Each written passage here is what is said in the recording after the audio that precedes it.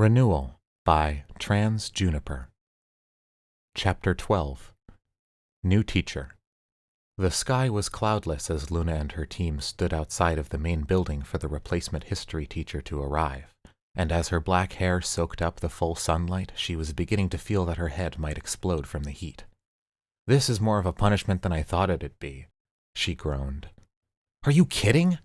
Astra stretched, looking blissful. "This sun is lovely." "You don't have dark hair," Luna pointed out, "or sleeves." Astra shrugged. "So take your jacket off." Luna paused for a moment, wondering why she hadn't thought of that, before removing her pale purple jacket and tying it around her waist.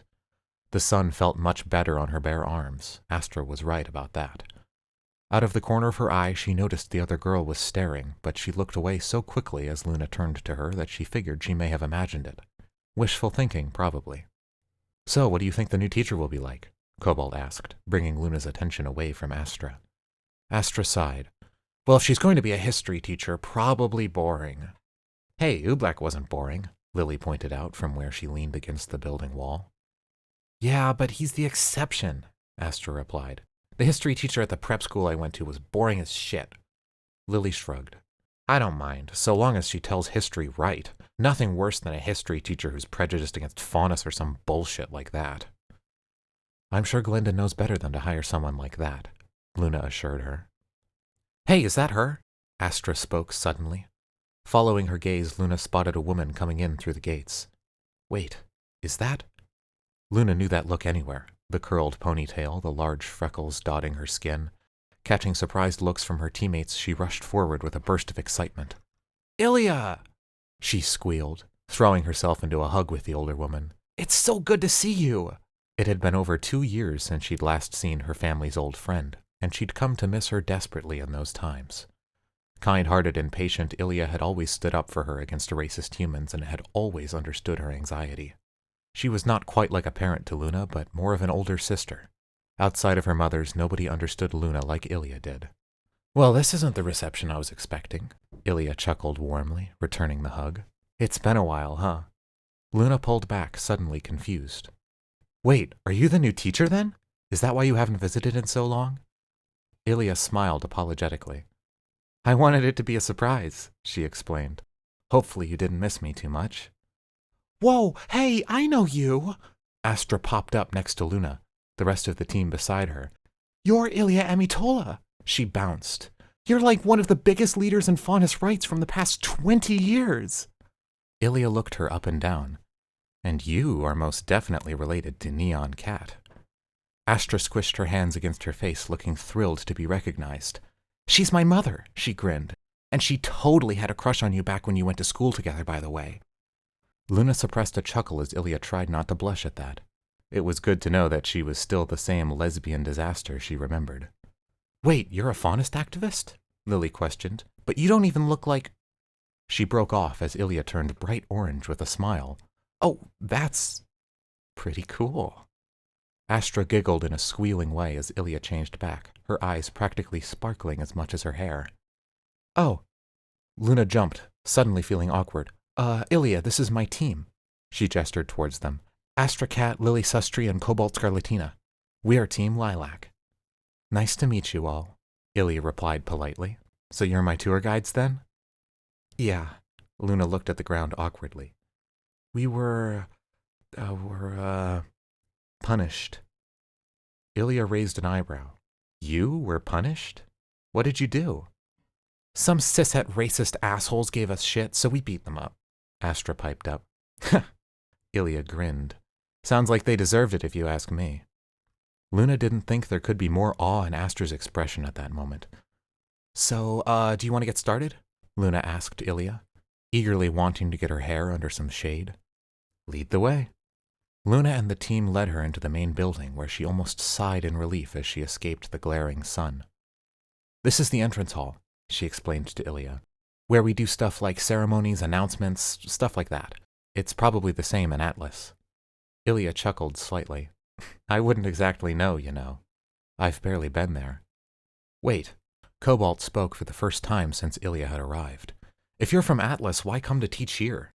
Wouldn't it be easier up there?" Ilya shook her head.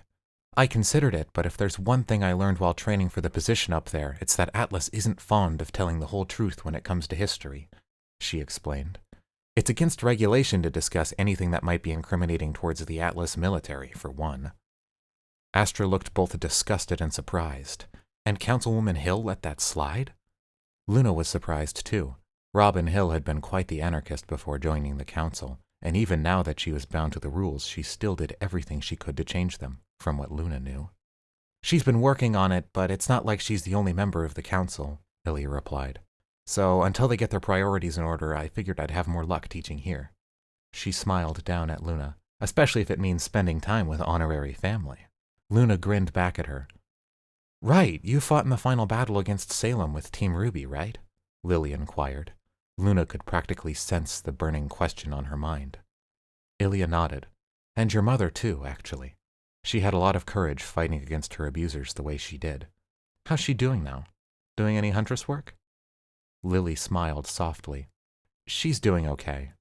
She hasn't done any fighting since the final battle. She looked away. She's been worried about hurting people with her maiden powers. She hasn't actually used them since, Ilya nodded. I can understand that. Power can be more of a burden than a gift. Hold the fucking scroll, what? Astra burst out, staring at Lily. Pardon my language, she added to Ilya. But what? Your mother is a maiden? Yes? Lily looked both confused and awkward as she rubbed her arm. She gained the Fall Maiden's powers after she killed Cinder. I thought everyone knew that. Astra put her hands to her head, looking bewildered. I knew she killed Cinder, but I didn't realize she'd gotten her powers. She blinked several times. I really should pay more attention to these things. Okay, well, Luna piped up, wanting to save Lily from the awkwardness she must be feeling. Shall we continue with the tour? Oh, right, Astra replied. Let's go finish our punishment. As the team showed Ilya around the various buildings and classrooms, the awkwardness melted away. Though Luna couldn't help but wonder about Emerald upon the reminder that she was the Fall Maiden. She could understand the fear of not wanting to hurt anyone, but becoming a huntress, a legal one, would certainly help the former criminal's reputation. That's why Lily was doing it after all. She thought about Yang and Penny, the current spring and winter maidens. Neither used their powers unless they absolutely had to, but they'd gained enough experience with them that they knew how to use them with precise control. Penny would probably be too busy, but maybe she could ask her mother if she'd be willing to help Emerald do the same. As the team showed Ilya around the first-year dorms, Luna caught sight of none other than Rowan and Birch in the hallway, standing together and whispering, probably grumbling, about something. She groaned out loud. Following her gaze, Astra sighed. I was hoping they'd be suspended or something. Is everything okay? Ilya asked. Who are they? They're the students we fought with yesterday, Cobalt explained, after they insulted Lily and called Astra a freak. Ilya's eyes narrowed. I see. Give me a moment. Luna couldn't help but smile as Ilya approached the bullies. She knew where this was going. You two are students, right? Ilya asked them. I just thought I'd introduce myself. Rowan looked her up and down. And who are you supposed to be exactly? She snarked. Ilya's gaze hardened slightly, but she kept a falsely kind smile on her face. You can call me Miss Amitola. I'll be teaching your history class starting tomorrow. Panic flickered across the faces of both students, and Luna chuckled. Anyway, Ilya continued, I just wanted to let you both know that prejudice of any kind will not be tolerated in my classroom, and will be met with punishment. She smiled at them as their panic and discomfort grew. But I'm sure you won't need to worry about that. Have a nice day. The two teens hurried away as Ilya turned and returned to Team Lilac. That's how it's done, kids, she chuckled. I know I said power could be a burden, but it helps sometimes, too. You're amazing, Astra breathed. Luna thought she might faint on the spot. I'll admit that was fun to watch, Cobalt commented. Luna gazed at Ilya as she chuckled along with the team, feeling the same adoring feeling she'd always gotten as a kid. If Ilya was teaching her now, if she was living here now, things were going to be a lot more comfortable for her.